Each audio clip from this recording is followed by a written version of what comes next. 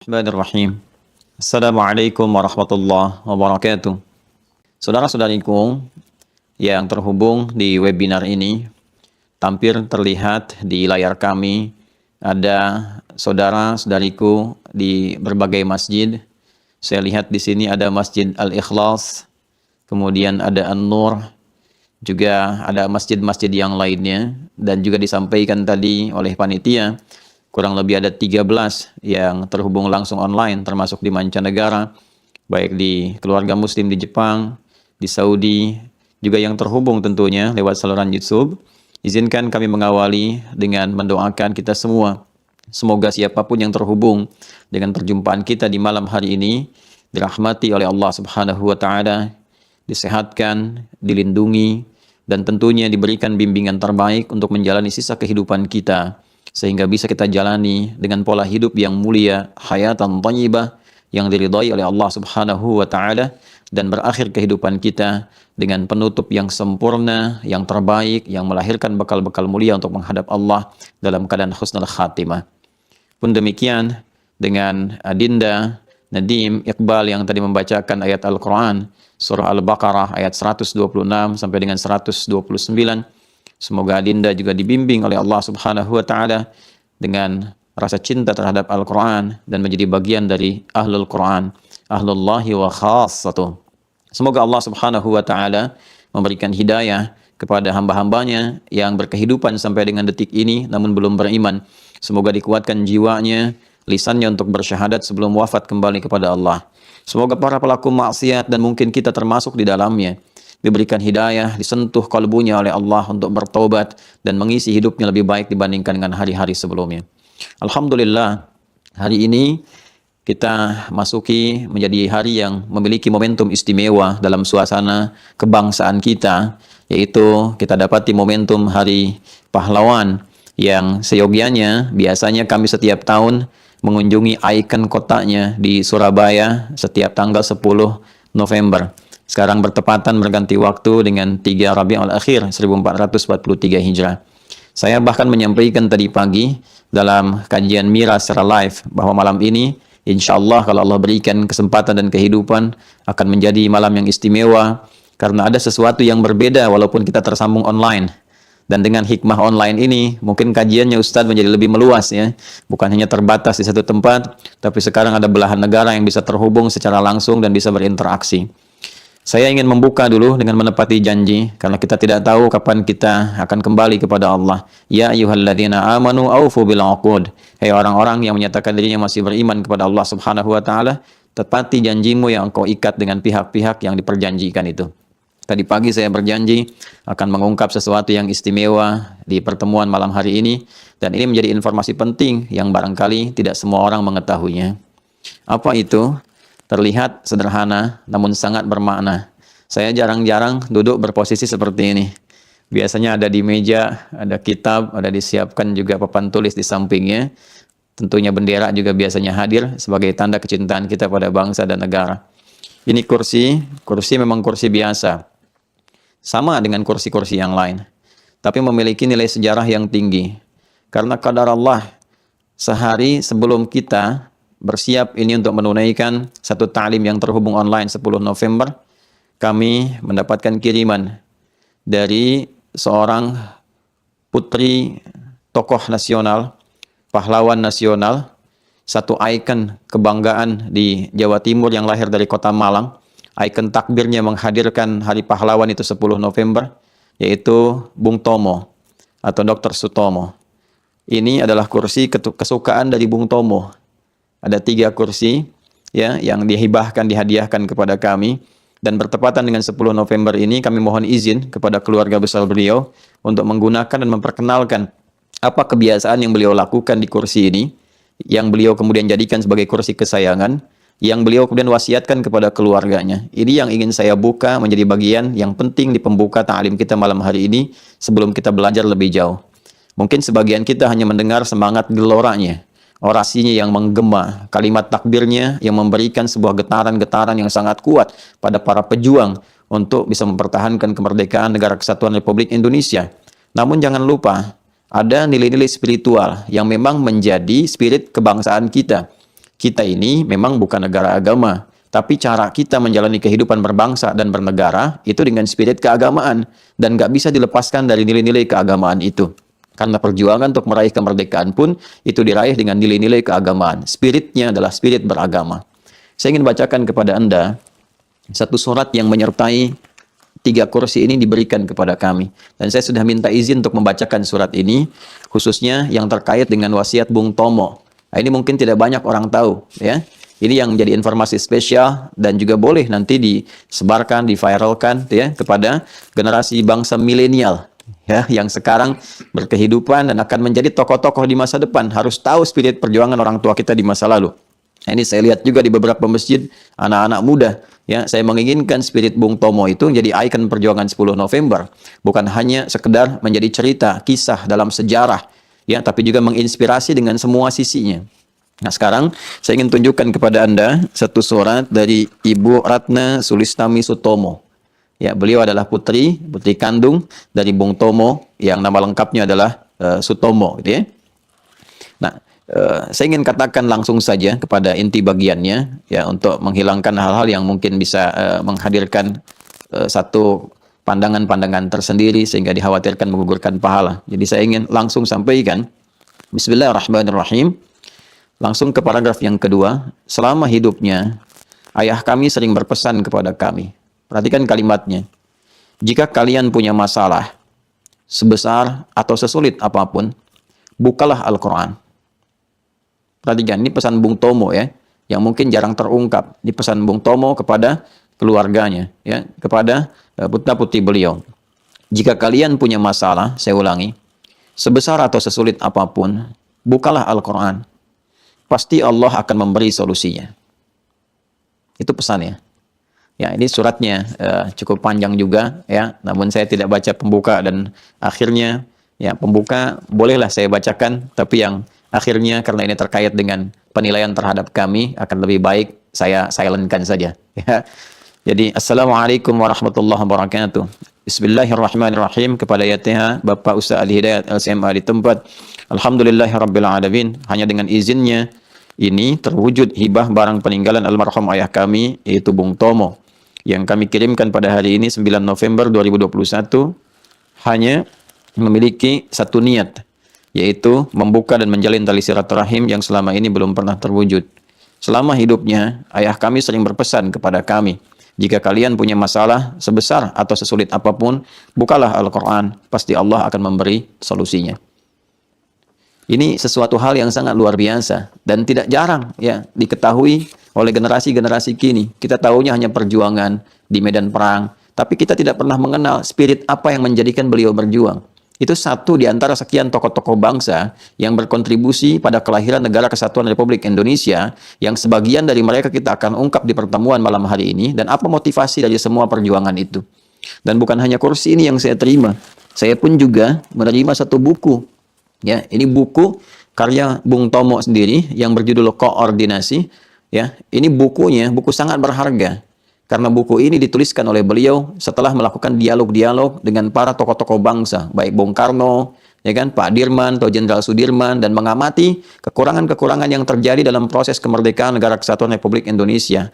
Dari sinilah lahir sebuah buku yang diwariskan oleh beliau kepada kita semua untuk bisa menguatkan dan mengisi kemerdekaan dengan konsolidasi dan sinergitas antar anak negeri, supaya tidak terpecah belah, supaya mengisi dengan baik, dan lebih daripada itu ada nilai-nilai spiritual yang tertanam yang perlu kita pelajari. Jadi kalau kita hadirkan 10 November, kemudian kita bersemangat untuk mengenang, kita dapati tokoh Bung Tomo bukan hanya satu keberhasilan dari sebuah pertahanan militer saja, kegemilangan yang diraih, tapi ada spirit-spirit besar yang mengilhami dan mendatangkan pertolongan Allah Subhanahu wa taala untuk kemenangan yang telah diraih itu, yang akhirnya menghadirkan Negara Kesatuan Republik Indonesia. Apa itu? Itulah spirit keagamaan, spirit perjuangan, dan nilai-nilai keislaman yang melekat di dalamnya, yang pada malam hari ini insya Allah kita akan uraikan satu demi satu, sehingga melahirkan kebanggaan, kecintaan, dan kekuatan, serta kepedean, khususnya kita bagi umat Islam dalam berislam, sehingga tidak merasa kecil dengan menjadi muslim, bangga menjadi muslim, apalagi muslim yang hadir di tanah tercinta Republik Indonesia. Jadi jangan sampai ada orang Islam Indonesia tidak bangga dengan keislamannya. Jangan sampai ada orang Indonesia, Muslim, minder dengan keislamannya. Karena nilai-nilai keislaman itulah yang telah menguatkan para pejuang untuk menenun perjuangan mereka dan berjuang untuk berniat jihad fi sabilillah, mendapatkan rahmat Allah. Dan salah satu hadiah terbesarnya sebagai berkat dan rahmat Allah adalah hadirnya Negara Kesatuan Republik Indonesia di semua aspek. Insya Allah pelan-pelan nanti kita akan buka satu fakta-fakta yang barangkali juga belum banyak diketahui oleh generasi kini, yang boleh jadi kita akan mencoba juga mengumpulkan banyak informasi, menuliskan, menyebarkan dalam bentuk media cetak sehingga banyak diketahui oleh generasi-generasi kini sebagai inspirasi untuk membangun negeri dalam rangka beribadah pada Allah Subhanahu wa taala. Jadi saya telah tepati informasi penting yang saya sampaikan. Kemudian kita akan masuk kepada tema pembahasan bagaimana spirit perjuangan Rasulullah sallallahu alaihi wasallam yang kemudian diadopsi menjadi kurikulum perjuangan yang melahirkan Negara Kesatuan Republik Indonesia. Bismillahirrahmanirrahim. Saudara-saudariku dimanapun Anda berada, di antara keistimewaan dan kesempurnaan ajaran Islam adalah menghadirkan pedoman berkehidupan secara paripurna. Anda kalau bandingkan dengan bermacam keyakinan yang ada di muka bumi ini, tidak akan pernah kita temukan satu pedoman kehidupan yang sifatnya sangat komprehensif, sangat luas, dalam bahasa ilmiah disebut dengan holistik, paripurna, mencakup semua aspek kehidupan manusia. Jadi, di titik manapun kita beraktivitas, akan didapati pedomannya, petunjuknya, seperti apa menjalani aktivitas itu, bagaimana menjadikannya punya nilai bukan hanya dunia tapi juga akhirat. Kita akan dapati semua itu hanya dalam petunjuk keislaman. Di Islam kita temukan petunjuk dari bangun tidur sampai dengan tidur kembali. Bahkan diurai komponen penyusun diri kita sebagai manusia.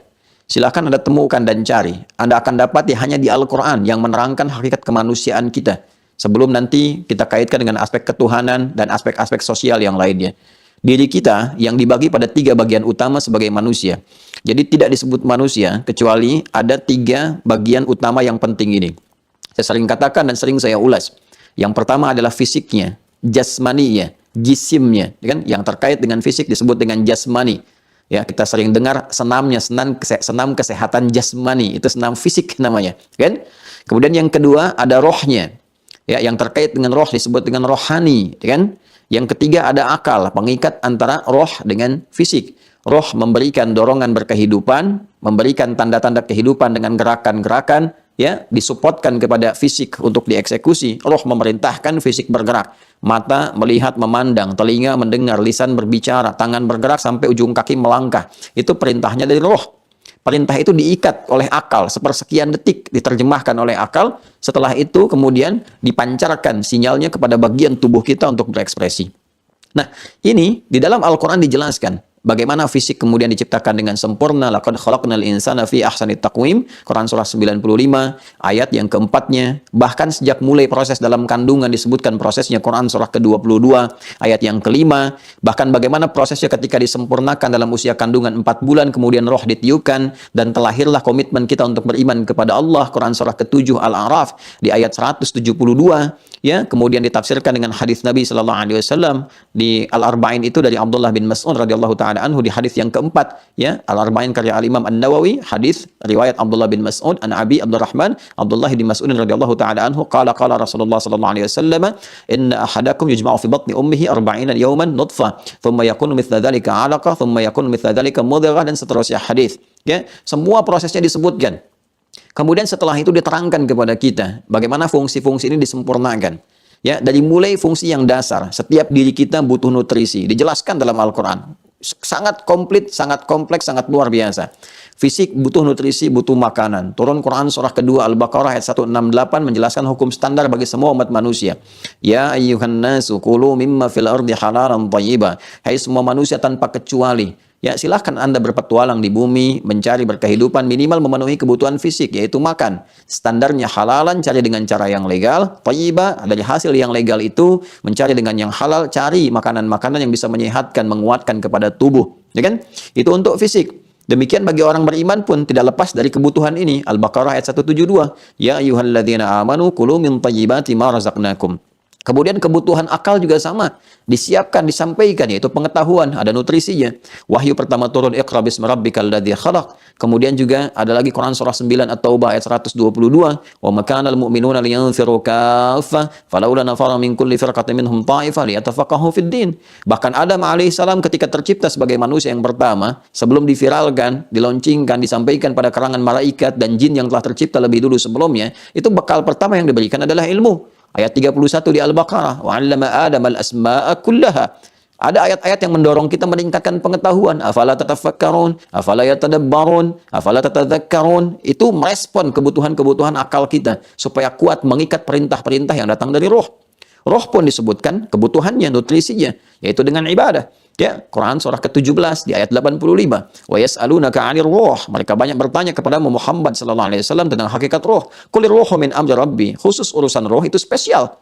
Yaitu menunya, nutrisinya langsung dihidangkan oleh Allah Subhanahu wa taala. Wa ma utitu minal ilmi illa qalila. Enggak bisa kita kreatif memenuhi kebutuhan roh karena pengetahuan yang Allah berikan kepada kita terbatas. Kan? Maka Allah tampilkan hidangan-hidangan nutrisi untuk kebutuhan roh. Itu yang disebut dengan ibadah. Ya, karena itu ketika kita kemudian melakukan ibadah itu untuk kebutuhan roh. Ya, kita salat, kita puasa, zakat, baca Al-Quran, itu semua aktivitasnya disebut dengan zikir, ibadah, amal soleh untuk mengingat Allah Subhanahu wa taala. Karena itu salat disebut dengan zikir. Quran surah ke-20 ayat ke-14, kan? Innani anallahu la ilaha illa ana fa'budni wa aqimis salata li dzikri. Zikir. Quran pun disebut dengan zikir. Quran surah ke-15 ayat 9, inna nahnu nazzalna dzikra wa inna lahu lahafizun. Kami telah turunkan Al-Quran sebagai zikir. Penghafal Quran itu 4 kali nilainya lebih tinggi dari pembaca, dan menghafal disebut dengan zikir. Quran surah 54 ayat 17, ayat 22, ayat 32, ayat 40. Walaqad yassarna al-Qur'ana lidzikri fahal mim muddakir. Berdoa, ya, bagian dari ibadah. Doa itu ibadah. Wa qala rabbukum ud'uni astajib lakum innal ladzina yastakbiruna an ibadati. Doa itu ibadah. Doa itu disebut zikir. Quran surah ke-7 ayat 205. Wadhkur rabbaka fi nafsika tadarruan wa khifatan wa dunal jahri minal qaul. Zikir. Apa fungsi zikir itu? Adalah menenangkan kepada kalbu. Quran surah 13 ayat ke-28. Ala bi dzikrillah tatma'innul qulub. Sedangkan kalbu itu tempat bersemayamnya nafas. Kan? Sedangkan nafas itu tempatnya jiwa, roh tadi. Roh kalau sudah masuk ke dalam tubuh kita itu disebut dengan nafas namanya. Quran surah 91 ayat 7 sampai 10. Wa nafsin wa ma sawwaha. Nafas, ya, wa ma sawwaha. Ketika sempurna diciptakan, yaitu masuknya roh ke dalam fisik. Dari mana tahu di sini masuknya roh ke dalam fisik? Ya, Quran surah ke-15 ayat ke-28 sampai 29 dan 30 itu.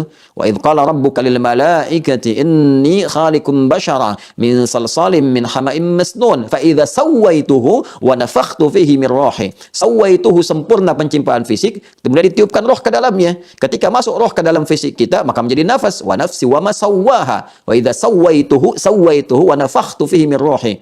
Wa nafsin, jadi nafas dan demi nafas, ya, wa nafsi wa ma sawwaha, dan demi jiwa, nafas yang sudah sempurna ketika roh masuk ke dalam dirinya. Fa alhamaha fujuraha wa taqwaha, maka diilhamkan di dalamnya potensi takwa, kebaikan, dan katalis yang disebut dengan fujur. Itu sempurna. Kebutuhannya diberikan ibadah. Ibadahnya berupa zikir. Nafas tempatnya di kalbu. Jamaknya adalah kulub. Sedangkan fungsi zikir menenangkan kepada jiwa. Ala bi dzikrillahi tatma'innul qulub. Bukankah setelah makan kita tenang fisiknya? Bukankah setelah belajar kita tenang akalnya? Demikian ketika saat kita ibadah pun tenang keadaan diri kita. Ketenangan yang diraih dengan proses fisikal. Berumah tangga, dapat materi, dan sebagainya disebut dengan sakinah. Karena itu ayat rumah tangga ketenangannya turun dengan makna sakinah. Quran surah ke-30 ayat 21. Min ayatihi an khalaqa lakum min anfusikum azwaja litaskunu ilaiha. Sakinah. Kapan sakinah datang? Wa ja'ala bainakum mawaddah. Cinta dalam aspek fisik materi. Ya, ketenangan di rumah tangga kan saat materi itu ada di antaranya. Kemudian rahmah saat kasih sayang itu muncul. Ya, ketenangan dalam ibadah disebut dengan tumakninah. Ya, makanya saat sholat kita tumakninah sampai tenang, rukuknya baru i'tidal, sampai tenang, baru sujud, sampai tenang, baru bangkit lagi. Tumakninah ini itu asalnya dari kata itmi'nan. Itmi'nan itu kata dasarnya apa? Itma'anna yatma'innu. Ya, kalau kita ambil muannas jadi tatma'innu. Zikir fungsinya tatma'innu. Ala bi dzikrillahi tatma'innul qulub. Ya, jadi kita pun dengan mendapatkan menu ibadah, tenang keadaan jiwa kita, hati kita. Itu baru bimbingan secara personal. Dalam konteks apa? Dalam konteks klasifikasi komponen tubuh kita, komponen kemanusiaan dan diri kita. Dahsyat sekali, itu baru dasar. Setelah itu baru dibimbing beraktivitas, bagaimana menyatukan antara roh, fungsinya, yang disupport kemudian diterjemahkan oleh akal, diberikan dorongan kepada fisik untuk beraktivitas. Nah, aktivitas itu dibimbing lagi dari bangun tidur sampai dengan tidur lagi. Silahkan Anda cari dan temukan, nggak ada bimbingan sempurna, komprehensif, dari bangun tidur sampai tidur kembali, kecuali dalam Islam. Silahkan cek. Anda bangun tidur, kita sudah punya bimbingannya, diajarkan. Nilai-nilai Quran diterangkan langsung prakteknya oleh Nabi SAW. Bangun tidur, kita sudah punya bimbingan. Ya, buka misalnya Abu Daud, Sunan Abu Daud nomor hadis 1367. Hadisnya dari Ibnu Abbas radhiyallahu taala anhuma ketika menginap di rumah bibinya Sayyidah Maimunah radhiyallahu taala anha. Jadi kalau Anda insyaallah atau kita dapati sudah offline, Allah berikan kepada kita rezeki untuk umrah atau haji, nanti kalau Anda belok dari Zamzam itu ke arah kanan Jabal Qubais yang sekarang ada istana raja itu ya, istana di situ untuk menjamu tamu-tamu gitu, ke arah kanan lurus, begitu Anda kirinya lihat nanti ada Babu Ismail, Gate Ismail, setelah itu ada Bab Nabi. Ya, Bab Nabi. Nanti setelah itu nanti ada Babu Salam ke arah sananya. Itu di Babun Nabi itu kediamannya Sayyidah Maimunah dulunya, yang Nabi pernah salat 2 rakaat sebelum peristiwa Isra dan Mi'raj itu. Di rumah itulah kemudian Ibnu Abbas radhiyallahu taala anhuma. Ibnu Abbas itu anaknya paman Nabi Abbas, ya. Abbas punya anak juniornya yang paling kecilnya Abdullah. Ya, nanti ada Fudail, ada Abdullah. Abdullah bin Abbas dikenal dengan Ibnu Abbas. Itu rumahnya itu di balik pintu Babu Salam. Jadi kalau Anda lurus, turun ke bawah, pakai eskalator atau tangga, itu masuk ada pintu Babus Salam. Kalau tarik garis lurus ke depan, itu ketemu rumah Nabi dilahirkan, yang sekarang jadi Al-Maktabul Qadimah. Anda turun ke bawah, belok ke kiri sedikit, arah ke tempat sa'i, itu di balik pintunya itu rumahnya Abbas. Ya, radhiyallahu taala anhu. Jadi sering main, begitu main ke rumah Sayyidah Maimunah, karena kecintaannya kepada Nabi, bapaknya itu pedagang. Ya, setelah masuk Islam, Masya Allah, hasuna islamuhu, baik keislamannya. Ya, beliau ingin mencoba menghadirkan yang terbaik. Bapaknya pedagang, ya kan? Belum tentu punya waktu yang semua full untuk mempelajari Al-Quran, tapi punya visi yang tinggi. Bapaknya boleh nggak memahami semua Quran, tapi harus ada anaknya ya, yang paham Quran. Itu spirit yang ditularkan kepada kita. Kalau bapak belum hafal, anaknya jadi penghafal. Yang keduanya jadi ahli hadis, ketiganya ahli fikih, demikian seterusnya. Ibnu Abbas ditanamkan khusus ya, capaiannya aktiva kalau di ekonomi itu diharapkannya beliau menjadi penerus di bidang-bidang keislaman. Jadi disimpan di majlis Nabi sampai muncul kecintaan kepada Rasulullah SAW. Satu kali dalam usia dininya ingin menginap di rumah Nabi SAW, ya khususnya di rumah Sayyidah Maimunah pada saat itu, datang menginap di sana melihat kebiasaan Nabi malam. Bagaimana bangun malamnya Nabi?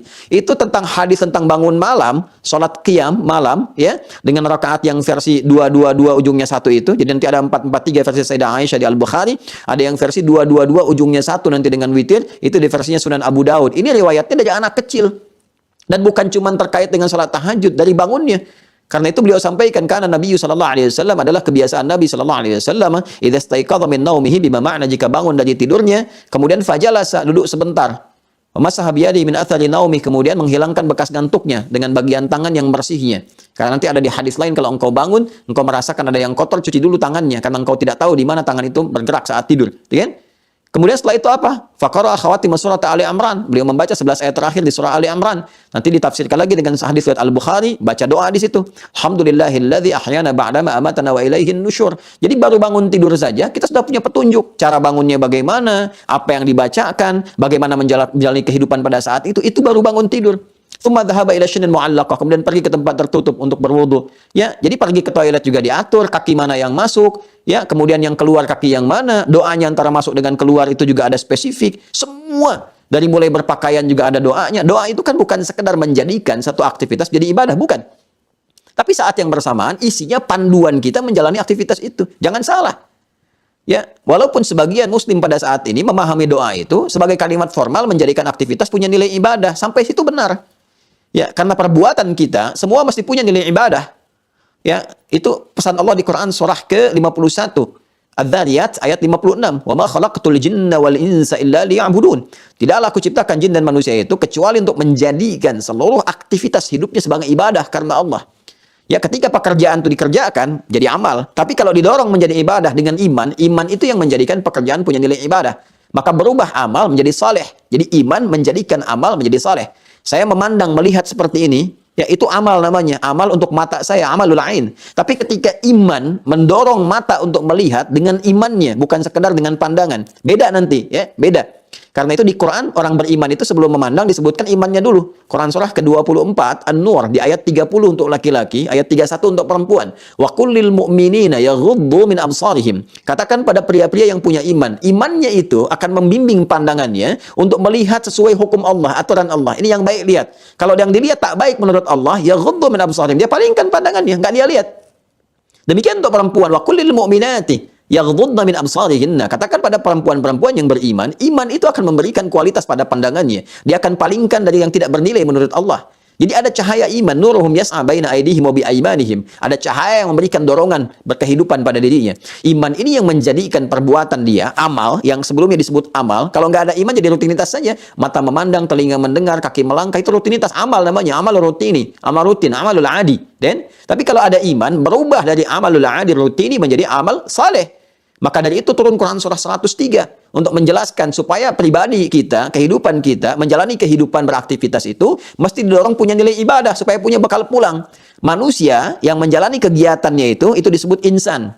Jadi ada 5 nama, al-ins yang disebutkan 18 kali dalam Al-Quran berpasangan dengan jin. Bashar disebutkan 35 kali dalam Al-Quran, bentuk tunggalnya, dualnya basyara ini 1 kali. Kemudian ada Bani Adam disebutkan 7 kali dalam Al-Quran. Ada Nas disebutkan 241 kali. Semua punya makna. Insan itu menunjuk pada nama manusia, disebutkan 65 kali dalam Al-Quran terkait dengan aktivitas kehidupannya. Turun Quran surah 103, Al-Asr. Wal Asr, aku bersumpah kata Allah, demi kesempatan, momentum, waktu yang aku berikan pada manusia untuk beraktivitas. Innal insana, insan. Allah tidak mengatakan innal ins, innal bashar, inna bani Adam, atau innan nas. Innal insana. Sungguh setiap manusia yang beraktivitas itu lafi khusr. Ada berpotensi rugi karena tak mampu memanfaatkan aktivitasnya sesuai dengan ketentuan Allah. Ya, bagaimana caranya menata aktivitas? Illal ladzina amanu, kecuali orang yang menata aktivitasnya dengan dorongan iman. Sehingga apa? Merubah aktivitas amal tadi menjadi nama baru. Illal ladzina amanu wa amilus shalihat. Ya, jadi amal kalau didorong pakai iman, itu jadi soleh namanya. Amal soleh ini nanti akan punya nilai. Nilainya disebut dengan hasanah. Perbuatan baik yang punya nilai di hadapan Allah. Makanya kita sering minta kepada Allah, semua kegiatan dunia kita menjadi hasanah, yang nilainya bisa kita saksikan di akhirat, mengantarkan kita pada rahmat Allah dan menjauhkan dari ancaman-ancaman murkanya. Ya, di Al-Baqarah ayat 201 kita bermohon, wa minhum may yaqulu rabbana atina fid dunya hasanah wa fil akhirati hasanah wa qina adzabannar. Kita berharap tidur kita menjadi hasanah. Kita berharap mata kita menjadi hasanah, pandangannya, telinganya hasanah, ya, kakinya hasanah, sehingga punya nilai di hadapan Allah. Nah, nilainya apa? 1 poin yang punya nilai kebaikan itu paling rendah dapat 10 nilainya. Ada di Quran surah ke-6 ayat 160. Man jaa bil hasanati falahu asyru amsalihha. Siapa yang mengerjakan satu perbuatan punya nilai di sisi Allah, itu dinilai oleh Allah 10 kali lipat. 10-nya bukan hitungan 1, 2, 3, 4, terlalu kecil hitungan Allah, jangan disamakan dengan hitungan kita. Quran surah ke-42 ayat 11, laisa kamitslihi syai'. Nggak ada yang serupa dengan Allah. Dari semua sifat, keadaan, pemberiannya, nggak ada yang serupa. Di hadis Muslim baru datang ke masjid saja, belum memulai ibadah. Niatnya ibadah, belum ngapa-ngapain, baru datang, dapat 25 poin. Jarak 1 ke 2, 500 tahun, 2 ke 3, 500 tahun, demikian seterusnya. Nah, poin yang diberikan itu disebut ajrun namanya. Lahum ajrun ghairu mamnun. Itu yang mengantarkan kita mendapatkan rahmat Allah sampai diantarkan kepada surganya. Itulah produk iman. Jadi iman mendorong seorang, ya, pribadi pemiliknya, seorang muslim, untuk beraktivitas menjadi saleh. Nah, tapi nggak cukup sampai di sini. Tidak hanya mencukupkan jadi saleh, dinilai sebagai ibadah, betul, jadi bekal ke surga. Karena kalimat surga disebutkan pertama kali dalam Al-Quran, itu kuncinya iman dan amal saleh. Al-Baqarah ayat 25. وَبَشِّرِ الَّذِينَ آمَنُوا وَعَمِلُوا الصَّالِحَاتِ أَنَّ لَهُمْ جَنَّاتٍ تَجْرِي مِنْ تَحْتِهَا الْأَنْهَارُ. Untuk mendapatkan surga dengan segala keindahan, kemewahannya itu, bekalnya iman dan amal saleh. Kalau kita beriman, beramal soleh, kerjakan ini, kerjakan itu, kita baca doa setiap beraktivitas, itu menjadikan perbuatan jadi amal soleh. Sampai situ, selesai amal solehnya. Tapi kalau kita nggak lihat maknanya, hikmahnya, isinya, fungsi doa itu tidak terimplementasikan menjadi bimbingan kehidupan kita. Ya, coba saat kita bangun dari tidur, apa yang Anda baca? Saya baca, kita baca. Bukankah kita bacakan, Alhamdulillahilladzi ahyana ba'dama amatana wa ilaihin nusyur? Otomatis menjadikan bangun tidur kita punya nilai ibadah. Tapi hadis ini, doa yang kita bacakan, itu punya bimbingan kepada kita, begini menjalani hari ini. Bersyukurlah pada Allah, karena mungkin Allah mewafatkan kita dalam tidur tadi. Tapi kita punya rencana-rencana di malam hari setelah evaluasi. فَإِذَا فَرَغْتَ فَانْصَبْ وَإِلَى رَبِّكَ فَرْغَبْ. Besok mau ngapain? Menyempurnakan sholat berjamaah, besok akan berzikir sekian, besok akan infak, besok akan kerja begini, begitu. Punya rencana. Tapi nggak tahu besok hidup atau tidak kan? Ya, wa ma tadri nafsun madza taksibu ghadan. Quran surah ke-31 ayat ke-34. Kita nggak tahu besok ada kejadian apa. Kita wafat di mana? Wa ma tadri nafsun bi ayyi ardin tamut, kan? Kemudian ditahan dalam sementara tidur, diberikan kesempatan sesuai dengan ajal hidup. Ya, itu kalau kita bangun, kita ucapkan alhamdulillahilladzi ahyana ba'dama amatana. Bisa Nabi mengucapkan ba'da amatana, tapi ada ma di situ. Ya, memberi kesan kepada kita untuk bersyukur. Terima kasih ya Allah, Engkau berikan kepada kami kesempatan untuk menjalani aktivitas. Walaupun dalam tidur tadi, mungkin sesuai ajal, bisa Engkau wafatkan kalau tiba ajal. Tapi Engkau berikan kesempatan sesuai ajal untuk beraktivitas. Disebut dengan nusyur. Jadi kita itu kalau baca doa tadi, kita komitmen janji sama Allah hari itu tuh mau cari bekal untuk pulang. Kalau kita pulang di hari itu pun bekal kita cukup. Sekarang saya tanya, berapa banyak orang baca doa saat bangun itu, bacakan doa tadi, cari bekal nggak dalam kehidupannya? Apakah tidurnya ibadah, jalannya ibadah, kerjanya ibadah, makannya ibadah? Anda yang kerja sampai detik ini puluhan tahun, sampai purna, sampai pensiun, berapa yang punya nilai ibadah di dalamnya? Anda yang berumah tangga sampai belasan puluhan tahun, berapa yang punya nilai ibadah? Hah? Semua aktivitas kita. Itu baru bangun tidur. Belum dalam berpakaian, belum dalam rizki, semua ada bimbingan. Itu baru personal. Nanti akan naik level, teman-teman sekalian. Sempurnanya Islam, selesai dengan pribadi, baru bersosial. Dimulai dengan pasangan. Turun lagi bimbingannya, dari Quran sampai ke hadis. Ya, cara kita berta'aruf, Quran surah ke-49 ayat ke-13. Setelah saling menyukai, coba kirimkan sesuatu untuk memulai masa jenjang pernikahan, Quran surah ke-4 ayat ke-4. Menikah, Quran surah ke-30 ayat 21. Diberikan kewajiban-kewajiban pokok, Quran surah ke-4 ayat 34. Demikian seterusnya. Setelah berkeluarga, diatur, kemudian dengan tetangga hidup sosial. Bahkan puncaknya adalah kompleks sekali dengan sesuatu yang sangat komprehensif bimbingannya, itu bagaimana menata kehidupan kita dalam berbangsa, bernegara. Ada tuntunan. Dan Nabi menjelaskan.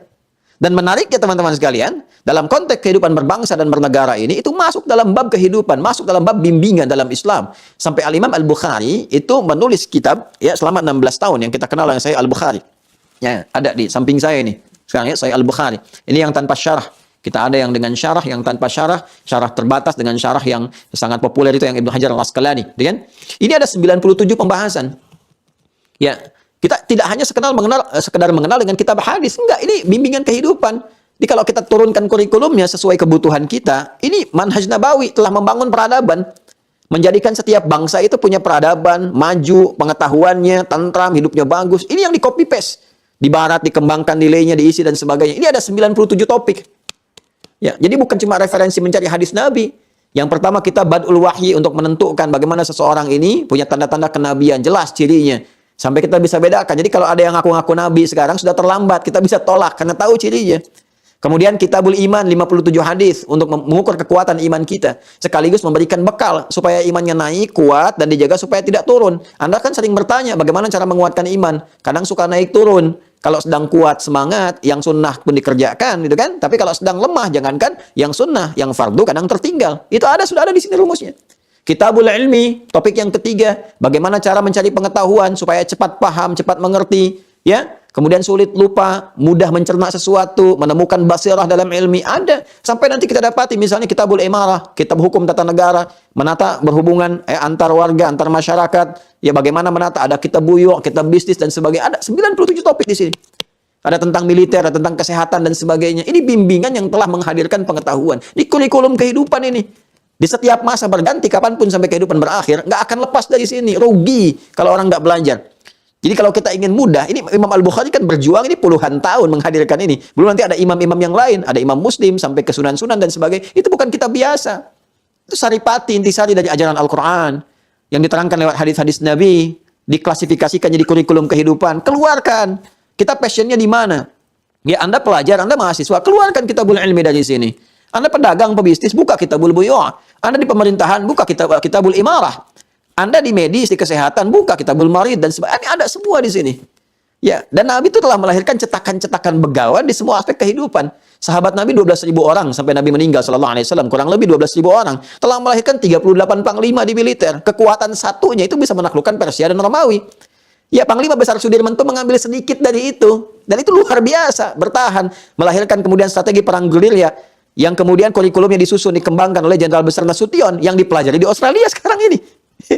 Nyampe nggak informasinya kepada kita anak-anak muda sekarang itu? Ya, itu baru sekecil, secuil dari apa yang kita bisa ambil. Banyak hal yang bisa kita dapatkan. Nah, di antara bab yang kita ingin keluarkan itu adalah bab tentang perjuangan. Kurikulum Nabi yang diwariskan kepada umatnya, yang diambil oleh para pejuang-pejuang kita, yang namanya terukir di dalam sejarah kebangsaan kita, bahkan ya kemudian ditetapkan sebagai pahlawan nasional. Itu bukan hanya sekedar pahlawan, tapi ada yang perlu kita gali. Bagaimana mereka bukan hanya menjadi pahlawan bagi kehidupan bernasional kita, berbangsa, bernegara, tapi pahlawan yang menginspirasi kepada kita dalam menampilkan nilai-nilai keagamaan yang hakiki. Ya. Nah, ini pengantar, ini mukadimah Ustaz. Nah, sekarang kita masuk kepada inti bahasannya sampai kita mengerti setiap tanggal 10 November jangan hanya kita menghadirkan tentang Hari Pahlawan Nasional, kenang pahlawan. Tidak, iman Anda di mana? Ya. Ada spirit keimanan yang melekat di dalam hari itu. Ada perjuangan yang ingin diinspirasikan kepada kita. Harus ada beda antara pemilik iman dengan yang belum beriman. Iman kita harus bergerak, cahayanya harus nampak. Begitu tahu hadir momentum itu, ingat kita. Ya ingat, oh ada sesuatu yang terjadi. Nah, hadirin sekalian, saudara-saudariku dan pemirsa dimanapun Anda berada, bagi orang beriman, iman itu akan menjadi pembeda. Jadi pondasi ya yang memberikan sinyal-sinyal kekuatan untuk berekspresi, berperilaku dan berkehidupan. Jadi semua orang beriman itu sumber kehidupannya dari imannya, beraktivitas, bergerak, bersikap dan sebagainya. Dari kehidupan yang kecil yang tadi saya buka di awal sebagai mukadimah, bangun tidur, ke toilet, keluar, berpakaian, apalagi kehidupan yang kompleks. Ya, dalam kehidupan tata negara, dalam berjuang dan sebagainya, mempertahankan kemerdekaan, kedaulatan dan sebagainya. Itu ada pedoman. Ya, ada pedoman dan iman itu yang didahulukan dalam Al-Qur'an. Yang paling menarik, sejak era perjuangan di masa Nabi Sallallahu Alaihi Wasallam, Allah Subhanahu Wa Taala sudah memberikan satu pedoman dalam konteks perjuangan. Ya, ini konteks yang lebih kompleks dari sekedar menata diri, tata keluarga, kehidupan bertetangga, kehidupan berbangsa, bernegara. Apa di antara aturan yang ada? Allah Subhanahu Wa Taala memberikan satu pedoman yang sangat luar biasa, didasarkan pada dorongan iman untuk berkontribusi mempertahankan kehidupan dan kedaulatan berbangsa dan bernegara di tempat manapun kita pijak. Jadi aturan dasar yang disampaikan kepada Nabi Adam alaihissalam adalah memakmurkan, menyukseskan setiap tempat yang dipijak. Baik Adam pertama turun ataupun kemudian oleh anak cucunya. Tempat yang dipijak oleh kita itu disebut dengan ardun namanya. Ardun. Karena kita tinggal di bumi, maka ardun sering diterjemahkan dengan bumi. Padahal ardun itu asalnya tempat yang dipijak. Jadi kemanapun kita berpijak oleh manusia, yang di situ kita punya misi yang disampaikan oleh Allah, itu disebut dengan ardun. Nah, misi ini saking pentingnya langsung diviralkan oleh Allah. Malaikat harus dengar.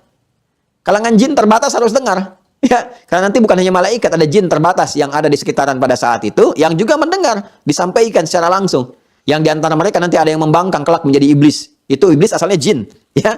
Jin yang iri dengan keadaan Adam dengan diberikan misi, sehingga kemudian membangkang dan bersikap sombong. Itu ada di Quran surah ke-18 Al-Kahf ayat ke-50. Wa idz qulna lil malaikati isjudu li Adam fasajadu illa iblis kana minal jinni fafasaqa an amri rabbih. Hai. Nah, kembali ke Quran surah kedua ayat 30, Al-Baqarah ayat 30. Perhatikan kalimatnya. Wa idz qala rabbuka lil malaikati inni ja'ilu fil ardi khalifah. Itu misi kehidupan kita. Awas, itu misi yang sangat berharga. Itu risalah kehidupan kita di tempat yang kita pijak, di setiap tempat yang kita pijak. Ya, inni ja'ilu fil ardi khalifah, itu menggunakan nun taukid untuk menguatkan pesannya, diviralkan langsung oleh Allah kepada kalangan malaikat dan sebagian jin yang ada pada saat itu. Aku akan jadikan ya khalifah itu pemakmur. Khalifah itu dari kata khalafa. Ya, punya banyak makna. Di antara maknanya yang saling menggantikan. Fa khalafa min ba'dim khalfun adha'us shalah. Ya, khalafah itu saling menggantikan. Kenapa kita disebut dengan khalifah dari kata khalafah? Karena kehidupan kita di muka bumi ini, di tempat yang kita pijak, gak akan abadi, akan saling menggantikan. Jangan diharap abadi. Karena itu mesti sadar satu saat kita akan pulang. Ya, akan pulang. Kita yakin betul. Yakin tanpa ragu. Yakin tanpa ragu namanya iman. Di antara dasar keimanan, rukun. Dasar itu rukun. Di antara rukun keiman itu yang kelimanya, yakin dengan akhirat. Karena itu ketika Allah menyebutkan keyakinan ini di konsepsi Al-Baqarah, Quran surah kedua, kan? Di ayat yang keempat, walladzina yu'minuna bima unzila ilaik wa ma unzila min qablik wa bil akhirati hum yuqinun. Kita yakin kita akan pulang. Ini sementara dan kehidupan kita akan saling menggantikan. Sekarang kita hidup, besok kita meninggal, anak kita datang, cucu kita datang. Ya, bangsa juga begitu. Semua kehidupan di negara ini, di muka bumi ini, mau di bangsa, negara, masyarakat, provinsi, kabupaten, semua akan saling menggantikan. Karena itu muncul konsepsi nanti. Setiap generasi itu mesti menyiapkan generasi yang terbaik yang akan menggantikan peran kehidupan di masa datang. Dan mesti lebih pintar. Karena itu saya sering katakan pada para ibu ayah yang sering berkata, Ustaz doakan anak saya seperti Ustaz. Saya bilang jangan. Mesti lebih pintar daripada saya. Mesti lebih hebat dibandingkan dari ulama-ulama sekarang. Kenapa? Karena tantangan dia di masa depan lebih kompleks dibandingkan dengan tantangan di masa kini. Karena itu turun Quran surah keempat ayat 9. Wal yakhshal ladzina law taraku min khalfihim dzurniyyatan dhi'afa khafu 'alaihim falyattaqullaha wal yaqulu qawlan sadida. Ya, hendaklah kita merasa khawatir kalau mewariskan generasi nanti yang akan berkehidupan di masa depan itu, ya generasi yang lemah. Kata para ulama, lemah iman, lemah ilmu, ya lemah harta. Itu jadi berbahaya. Karena itu siapkan generasi yang terbaik. Seperti Imran menyiapkan Maryam, seperti Maryam menyiapkan Isa dan sebagainya. Ya kan? Ini bagian yang pertama, khalafah. Yang kedua, khalafah itu, yang jadi khalifah, itu punya fungsi untuk memakmurkan. Pemakmur, penyukses, pembangun. Ya, karena itu kita punya risalah yang sangat tinggi nilainya di sisi Allah. Apa itu? Setiap tempat yang kita pijak, itu amanat dari Allah. Ya, maka makmurkan tempat itu. Sukseskan kehidupan kalian di situ. Bagaimana caranya? Dengan menampilkan nilai keimanan. Iman mendorong amal saleh. Jadi kita wajib memakmurkan di tempat yang kita tinggal. Makanya orang Islam dimanapun menempat, gak usah ditanya. Pasti makmur kalau benar keislamannya. Silakan Islam datang ke Afrika Utara, makmur tuh. Islam datang ke Andalusia yang terbelakang, punya peradaban 7 abad. Islam datang ke Baghdad, bagaimana dibangun luar biasa mercusuar keilmuan peradaban di timur. Dan kita nggak pernah dengar nama peradaban itu sebelum masanya Islam, kecuali dilekatkan kepada tempatnya. Yunani punya peradaban, Anda sebut peradaban Yunani. Mesir kuno punya peradaban, Anda sebut peradaban Mesir kuno. Peradaban Mesopotamia. Tapi ketika nilai Islam datang, tak pernah kita dengar peradaban Spanyol. Yang kita dengar peradaban Islam di Andalusia. Peradaban Islam di Baghdad. Apa yang menjadikan peradaban itu muncul? Nilai keislaman. Jadi orang Islam itu dimanapun berpijak, pasti memberikan kontribusi. Jangan ditanya. Ya, jangan ditanya. Dimanapun itu. Silahkan cek misalnya. Ya, Amr bin As ketika melakukan ekspedisi dari Afrika Utara itu. Kemudian dari Libya, Tunisia, Aljazair, Maroko sampai ke Syam. Setiap tempat yang dipijak itu makmur, hebat, dan gak ada paksaan. Orang-orang masuk Islam karena melihat manfaat-manfaat kebaikannya. Sampai Afrika Utara itu jadi provinsi nanti kelak. Gubernurnya namanya Musa bin Nusair, panglimanya Tariq bin Ziyad. Itu yang kedatangan nanti utusan-utusan dari Spanyol, dari Andalusia minta dibebaskan. Ya, dari kungkungan Raja Rodik pada saat itu. Dikirim Tariq bin Ziyad, kirim pasukan ke sana. Sampai populer dengan Selat Gibraltar itu, Jabal Tariq yang sekarang kita ketahui. Ya. Itu luar biasa gitu teman-teman sekalian. Itu luar biasa.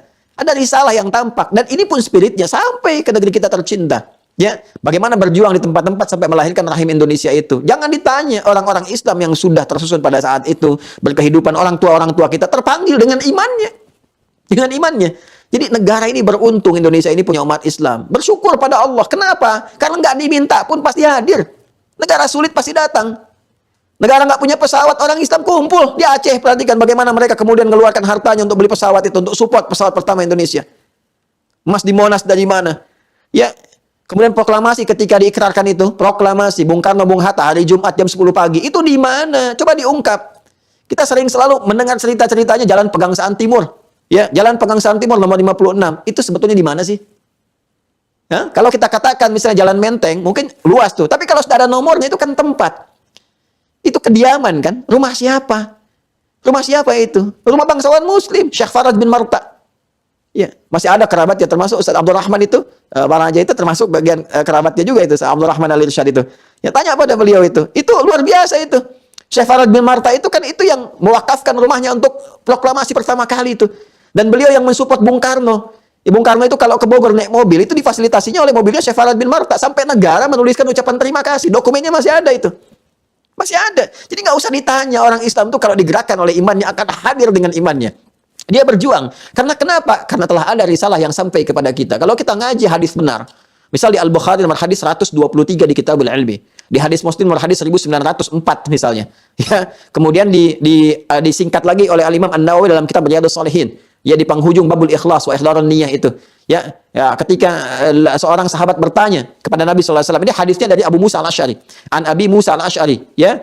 Abi Musa Al-Asy'ari radhiyallahu taala anhu qala, ya, ketika su'ilan Nabi sallallahu alaihi wasallam, kata beliau ditanya Nabi sallallahu alaihi wasallam, ya, an rajulin, dari seorang lelaki, ya, yuqatil syaja'atan, dia bertanya, ada seseorang yang berjuang. Berjuangnya apa? Syaja'atan pertama kan ingin menampakkan keberanian. Kemudian yang kedua yuqatil hamiyatan, karena ia ingin menampakkan satu sifat nasionalisme atau kesukuan, karena ditafsirnya nanti hamiyatul qabilah atau hamiyatul watan. Ya, dia ingin menampilkan satu kelompoknya, sukunya atau bahkan negerinya dengan tujuan membela negeri, dengan tujuan yang pertama menampilkan keberanian, wa yuqatilu riya'an. Ya, dan yang ketiga hanya untuk diketahui orang hebat aja, riya. Ya, untuk kelihatan, nih aku bisa berjuang, aku hebat, aku begini. Ya, ayun dzalika fi sabilillah. Ditanya Nabi, yang mana dari itu semua yang masuk fi sabilillah? Apa jawab Nabi? Man qatala litakuna kalimatullahi al-'alya wa fi sabilillah. Siapa yang niat berjuangnya sebagai menegakkan kalimat la ilaha illallah. La ilaha illallah itu pancaran iman. Maksudnya apa? Berjuang itu karena imannya. Didorong karena iman mendorong dia untuk berjuang. Memberikan reaksi pada dirinya itu untuk menampilkan nilai kebaikan. Jadi lebih tinggi nilainya. Dan Allah berikan bonusnya nanti. Bonus ketentraman, kenyamanan, kehidupan. Jadi orang Islam itu selalu diikat dengan nilai ibadah, keimanan. Dalam tingkat berjuang pun tetap dengan imannya. Ya. Makanya ketika muncul syariat jihad untuk mempertahankan nilai-nilai kemuliaan, kebaikan, itu dibuka dengan kalimat iman. Ya, coba lihat Al-Baqarah ayat 218. Ya, sebelum hijrah dan jihad itu kan iman dulu. Innalladzina amanu walladzina hajaru wajahadu fi sabilillah. Coba lihat kalimatnya. Bandingkan dengan Al-Anfal ayat 74. Alladzinanya kan enggak disebutkan dua kali. Walladzina amanu wa hajaru wajahadu. Tapi di Al-Baqarah 218 itu disebutkan alladzina dua kali. Ya, alladzina itu disebutkan 1080 kali dalam Al-Qur'an. Isim mausul, konjungsi yang mengikat sesuatu, tapi ada fungsi taukid di dalamnya. Innalladzina amanu walladzina hajaru wajahadu. Ada taukidnya di situ. Ya. Jadi jangan kira perjuangan itu perjuangan biasa. Enggak. Siapa yang menggerakkan untuk mensupport dengan harta, dengan jiwa? Itu imannya dulu. Karena itu kalau Anda buka misalnya di surah At-Taubah itu, ya, ayat yang ke-111 itu, innallaha ashtara minal mu'minin. Allah berniaga dengan orang-orang beriman, imannya dulu.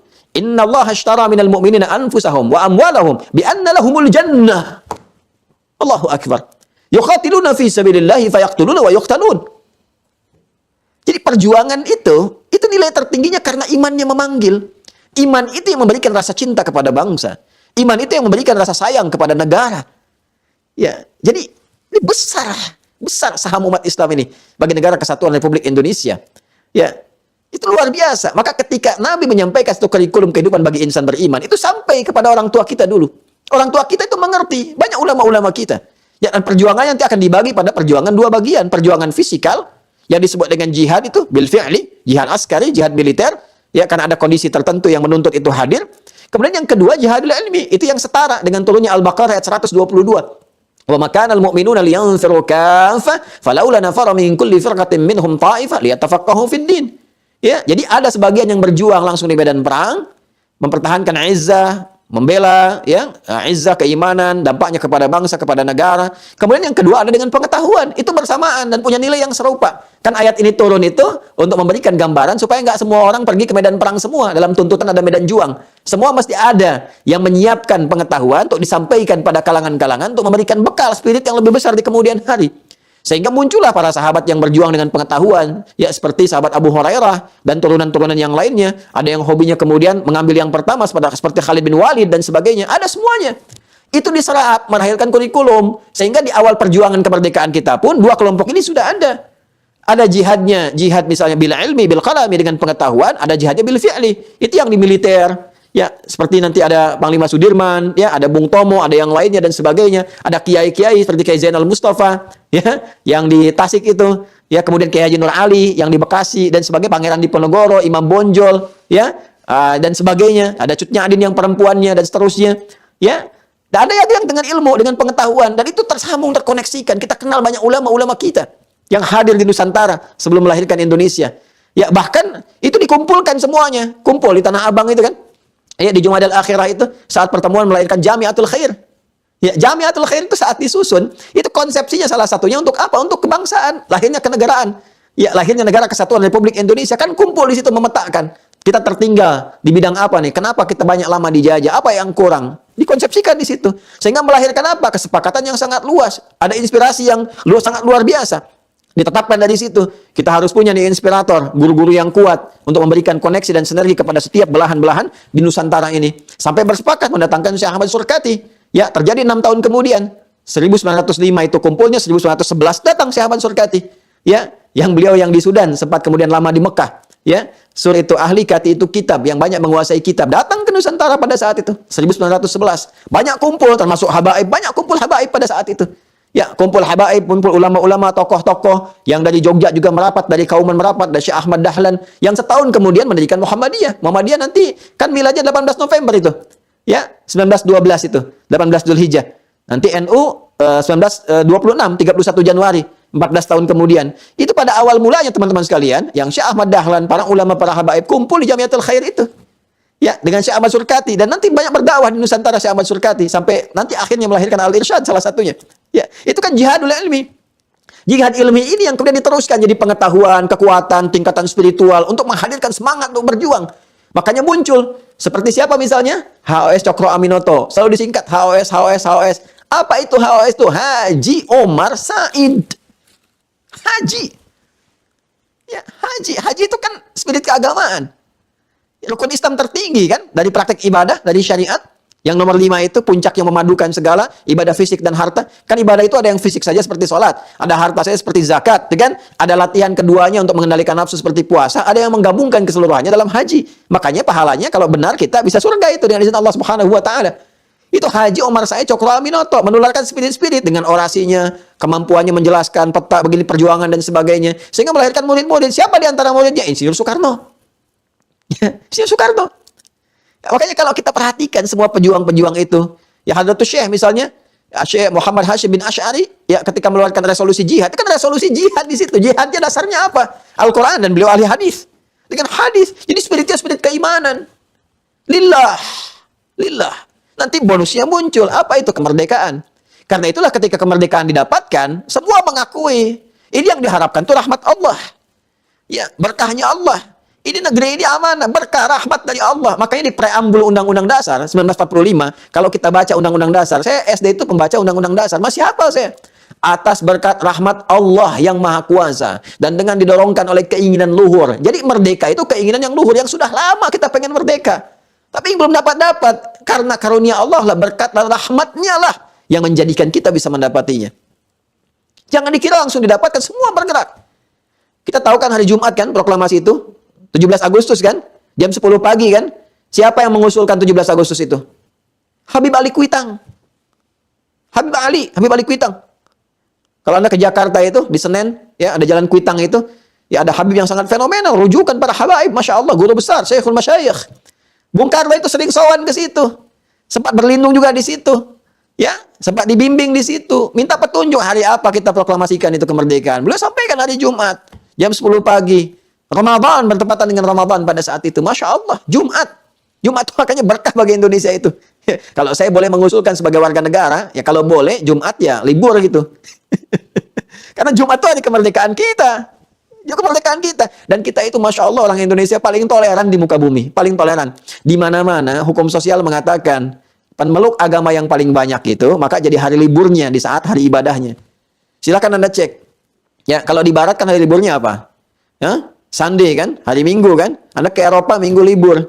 Di Amerika Minggu libur. Kenapa? Karena mayoritas penduduknya itu ya adalah non-muslim, di situ ada Kristen, ada Katolik dan sebagainya, karena ibadahnya di hari Minggu. Ya, kalau Anda pergi misalnya ke Timur Tengah, ke Saudi, ya, saya pernah di Tripoli juga, sempat di Saudi, di UAE misalnya, di Qatar, liburnya hari apa? Jumat. Kenapa? Karena umumnya pemeluk agamanya paling besarnya yaitu beribadah umat Islam di hari Jumat. Kita ini mayoritas muslim. Penduduk 270 juta, kurang lebih 85% lebih muslim. Ya, tapi kita Masya Allah menghibahkan hari ibadah kita itu, ya, dalam konteks ini masih kita bisa beraktivitas. Liburnya diberikan hari Ahad. Yang kelak jadi Minggu itu. Asalnya Ahad. Kalau kita buka-buka sejarah masa lalu itu Ahad. Nanti cari kenapa jadi Minggu. Kalau saya bahas nanti jadi rame lagi. Ayo silahkan teman-teman cek sendiri. Kita itu paling toleran. Paling toleran. Jumat, ya waktunya kita ibadah, masih ada pekerjaan, belum libur. Masya Allah, itu hari Jumat tuh hari proklamasi. Tuh, pengibaran bendera kalau 17 Agustus. Ada bendera kita yang dikibarkan. Masya Allah, ada Paskibra kan? Ya coba silakan. Diseleksi se-Indonesia Paskibra. Adik-adikku yang ikut Paskibra, tolong ya adik-adikku. Anda tahu nggak sejarahnya Paskibra itu? Siapa bapak Paskibra itu? Itu Habib Hussein Mutahhar. Habib. Sekali lagi. Yang menginisiasi Paskibra. Ya. Yang menciptakan juga lagu-lagu kebangsaan itu. Habib. 17 Agustus tahun 45. Itulah hari kemerdekaan kita. Hari merdeka, nusa dan bangsa. Hari lahirnya bangsa Indonesia. Itu yang bikin Habib. Habib Hussein Mutahhar. Coba, tahu nggak generasi milenial kita sekarang itu? Taunya kan cuma latihan paskibraka, baris berbaris. Ya, kebanggaan, mengibarkan bendera dan sebagainya. Ibu Fatmawati, Masya Allah, punya peran luar biasa. Menjahit bendera pertama itu untuk dikibarkan. Siapa beliau? Anak seorang kiai. Ya, anak seorang kiai di Bengkulu ketika Bung Karno menikah itu kan, anak seorang kiai. Itu perjuangannya luar biasa. Ya, ada di Muhammadiyah juga itu. Ya. Jadi semuanya terikat di situ. Dan yang ditampilkan untuk Indonesia merdeka, niatnya untuk ibadah. Ya, coba pernah dengar gak ada sejarah parpol Arab, partai politik Arab di Indonesia itu, di Nusantara dulu? Ada. Nah, itu satu-satunya partai politik yang tujuannya untuk Indonesia merdeka. Setelah Indonesia merdeka, bubar.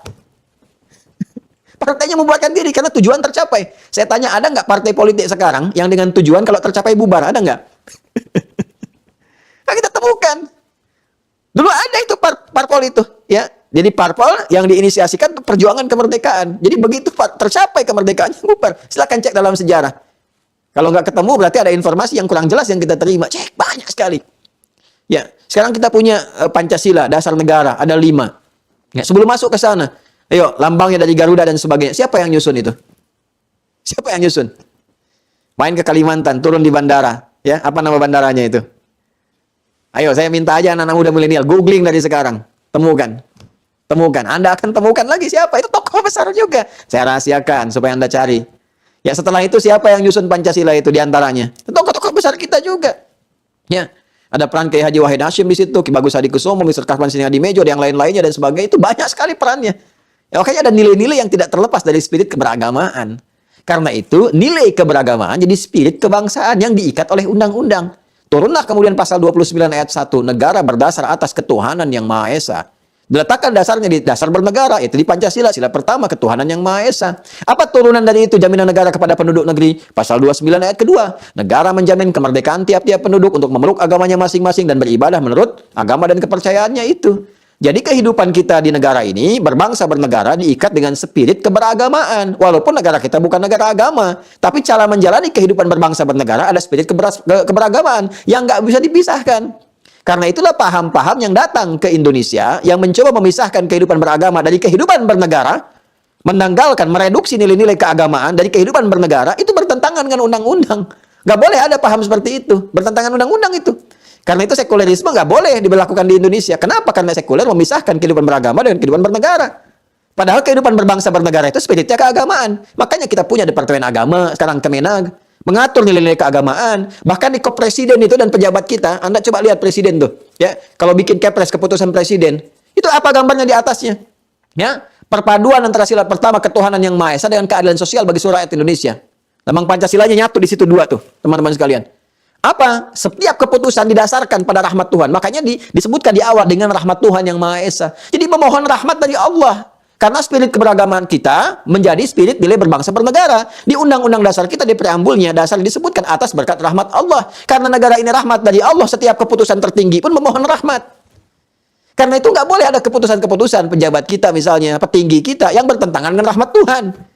Yang Tuhan nggak suka. Nggak boleh ada pelegalan seks bebas misalnya, minuman-minuman yang beralkohol, yang ditolak oleh nilai keberagamaan. Ya itu nggak boleh dilegalkan. Ya. Walaupun ada konsumsi di kalangan-kalangan tertentu, tapi nggak boleh jadi hukum legal misalnya di negara kita. Kenapa? Karena spiritnya, spirit berbangsa bernegara, ada nilai-nilai keagamaan di dalamnya. Nah, itu pendidikan berbangsa bernegara yang kadang-kadang pada saat ini nggak muncul kesadarannya gitu. Tapi kalau kita kaji ketemu, itu baru satu dari sekian banyak ya. Satu dari sekian banyak. Silahkan lihat di pos-pos di militer. Ya, ada kontribusi dari kita. Gitu ya. Itu kan nilai keimanan, nilai keislaman. Apakah kita menuntut banyak hal? Tidak. Kita hanya menginginkan negara ini maju, makmur, baik, sentosa, harmoni, dan sebagainya. Ya, bahkan tatkala ada paham-paham yang bertentangan dengan nilai keislaman kita tolak. Karena pahamnya tiba-tiba muncul.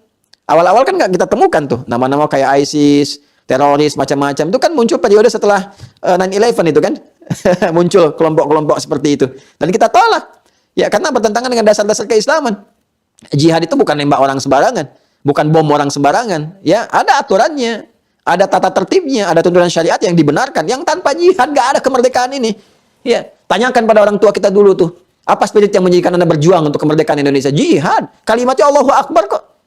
Ya, coba buka lagi lah secara jujur. Panji-panji apa yang dibawa, bendera apa yang dibawa. Ya, Hizbul Waton itu bagaimana pada saat itu datang, teman-teman sekalian. Bagaimana mereka berjuang, kelak jadi pramuka, kelak menjadi kemudian tentara rakyat. Dari situ nanti ada PETA, ada TNI, dan sebagainya sampai dengan sekarang. Perjuangannya luar biasa. Apa spirit yang mereka hadirkan? Berjuang, berjihad. Lahirnya apa? Indonesia. Gitu kan? Kalau jihadnya benar, jadi bukan sembarangan. Saya waktu ada bom di Jalan Tamrin itu sempat ditanya dulu ramai itu. Dan semoga nggak pernah berulang kejadian-kejadian demikian. Saya sedang di Lampung ditanya, Ustaz, apakah bom di Jalan Tamrin termasuk jihad fisabilillah? Saya bilang, Pak, sependek pengetahuan saya, jihad fisabilillah itu jihad di jalan Allah, bukan di Jalan Tamrin. Jadi jihad fisabilillah itu jihad di jalan Allah, bukan di Jalan Tamrin. Ya. Dan puncak dari jihad itu kalau benar rahmat Allah. Coba teruskan lagi tadi. Kalau kita kembali ke Al-Baqarah 218. Innalladzina amanu wa hajaru wa jahadu fi sabilillah ulaika yarjuna rahmatallah. Rahmat Allah yang diharapkan.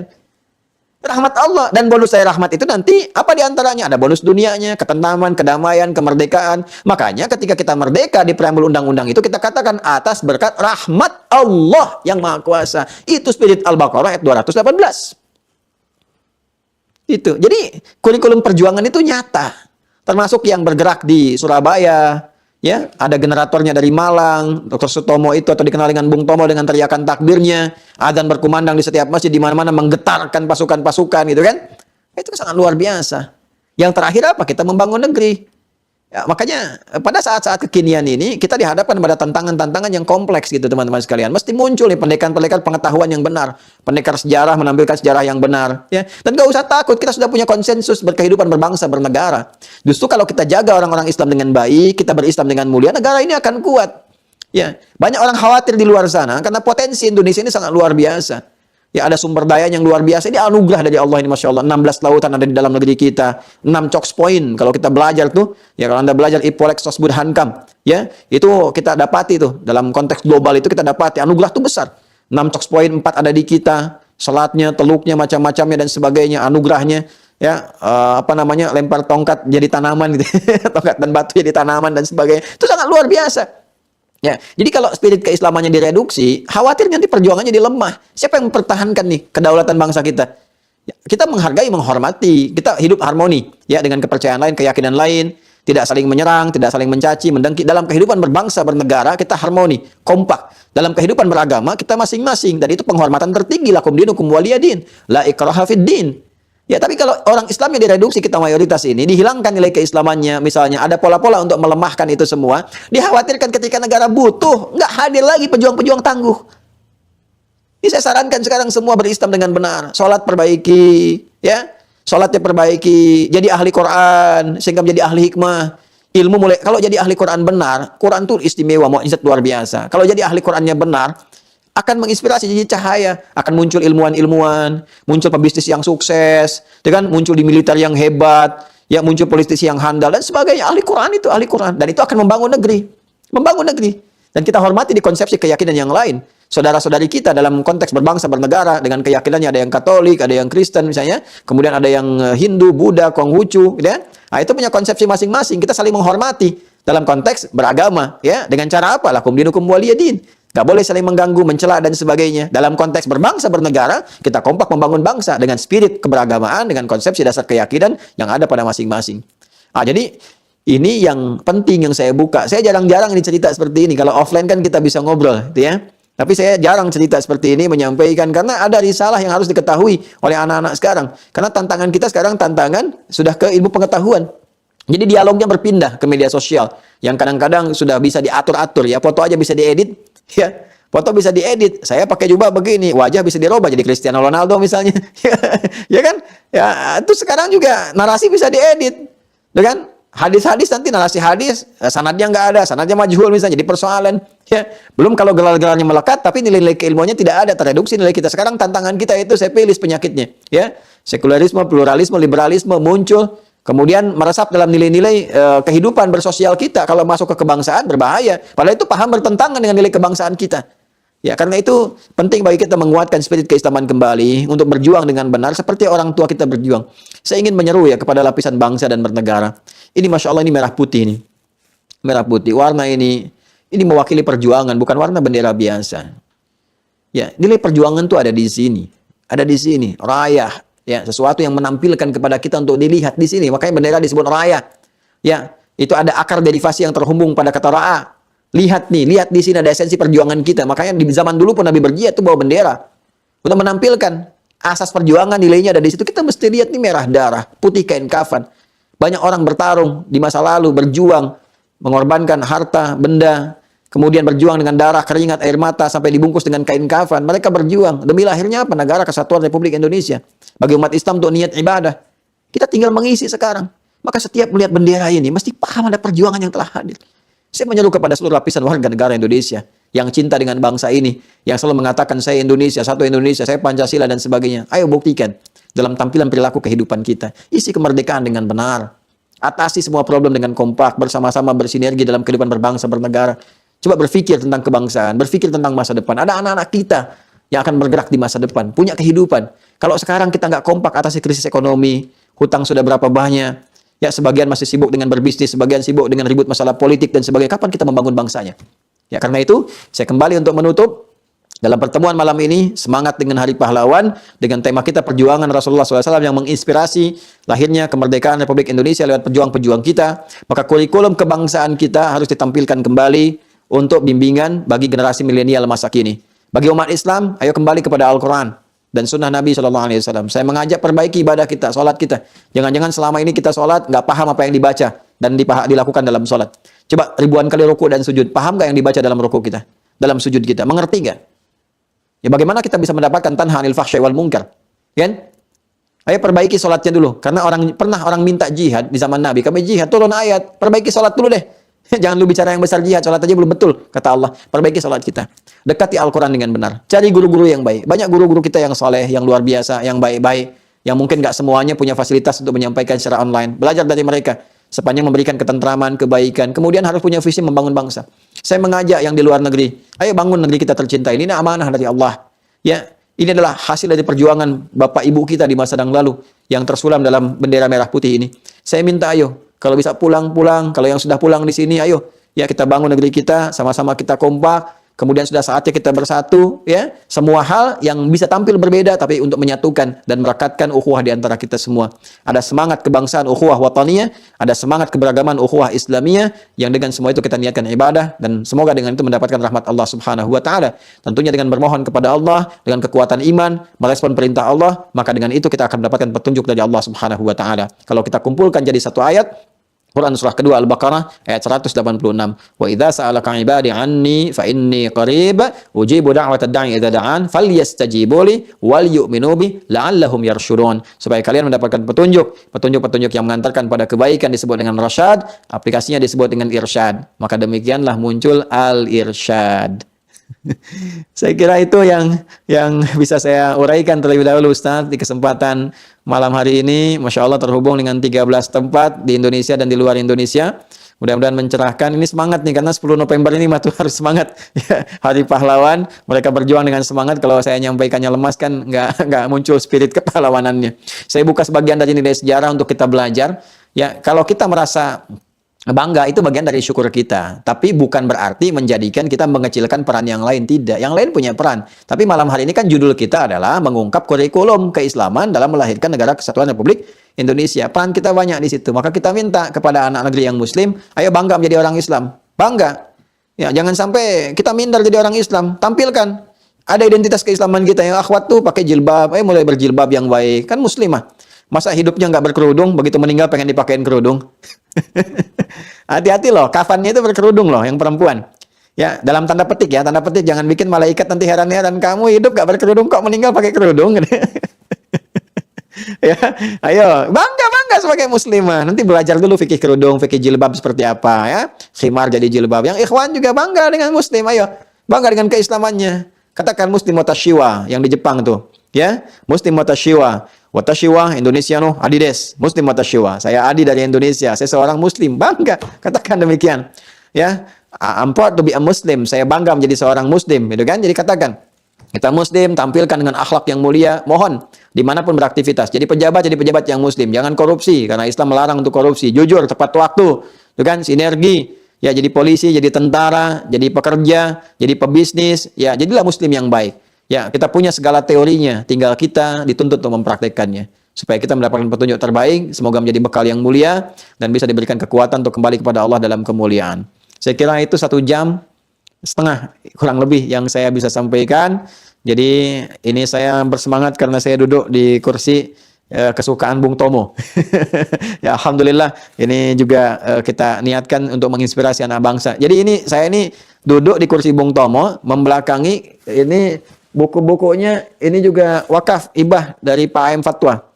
Ya, istri beliau Ibu Nurjana datang kemari, Masya Allah, dengan berlinang air mata, kita berkaca, bermohon kepada Allah supaya negeri ini diberkahi, kemudian menitipkan kepada kami buku-buku karya Bapak AM Fatwa. Masya Allah, ini buku-buku beliau nih, perjuangan-perjuangannya, ya dalam mendirikan sekolah, macam-macam berjuang dan sebagainya. Nah, ini kami baca, kami pelajari. Ya, tahun ini dapat hadiah kursinya Bung Tomo. Ini bukan hadiah biasa, saya nggak memiliki ya, karena ini semua yang ada di sini pun kita niatkan nanti untuk wakaf bagi umat Islam. Saya hanya mengajar, ya kemudian menyiapkan generasi yang baik, ada kadar-kadar, nanti kalau meninggal bisa digantikan, dan setidaknya meninggalkan satu jejak berkehidupan, mudah-mudahan bersaksi di hadapan Allah Subhanahu wa taala bahwa saya pernah berada di negeri ini, saya mencintai negara ini, dan saya menjadikan semua kecintaan dan amal itu sebagai ibadah kepada Allah Subhanahu wa taala. Idza zulzilatil ardu zilzalaha wa akhrajatil ardu athqalaha wa qala al insanu ma laha yauma idzin tuhadditsu akhbaraha bi anna rabbaka awhalaha. Semoga tempat yang kita pijak bersaksi bagi kita di hadapan Allah Subhanahu wa taala bahwa kita pernah beramal saleh di negeri kita tercinta ini. Demikian sebagai pengantar dari ta'lim kita kali ini. Semoga ada manfaat yang didapatkan. Kalau ada salah mohon dikoreksi sehingga dengan itu mendapatkan informasi yang benar dan bermanfaat. Demikian kiranya Ustaz disampaikan. Subhanakallahumma bihamdika asyhadu an la ilaha illa anta astaghfiruka wa atubu ilaik. Assalamualaikum warahmatullahi wabarakatuh.